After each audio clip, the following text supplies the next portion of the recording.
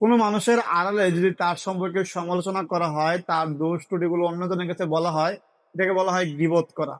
আর এই গীবত করা সম্পর্কে হাদিসে এসেছে যে আনাস ইবনে মালিক রাদিয়াল্লাহু তাআলা আনহু থেকে বর্ণিত, রাসূল সাল্লাল্লাহু আলাইহি সাল্লাম বলেছেন, যখন আমাকে মিরাজে নিয়ে যাওয়া হলো, তখন আমি এমন একদল লোকের পাশ দিয়ে গেলাম যাদের নখ ছিল তামার। যাদের নখ ছিল কিসের? তামার। তারা নিজেদের মুখমণ্ডল ও বুক আঁচড়াচ্ছিল। আমি বললাম, হে জিবরিল, এরা কারা?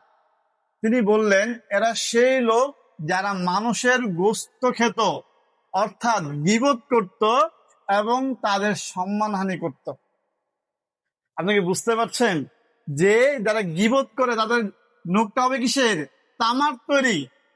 এবং তাদের মুখমণ্ডল তারা নিজের আশ্রাতে থাকবে, তাদের বুক নিজের আশ্রাবে তাদের এই তামার নখগুলো দিয়ে। এবং এই গীবত করা কিছু সমান গোস্ত, মানুষের গোস্ত খাওয়ার মতো পাপ। আর আমরা হর হামেশাই এই গীবতের পাপটা করে যাচ্ছি। তাই মানুষের সমালোচনা করা থেকে বিরত থাকুন। পারলে তার যদি কোনো ভুল হয় সেটাকে তাকে শুধরে দিন।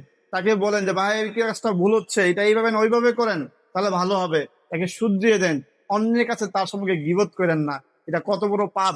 আপনার এই হাদিসটা আমি আশা করি আপনারা অনুভব করতে পারছেন, ফিল করতে পারছেন।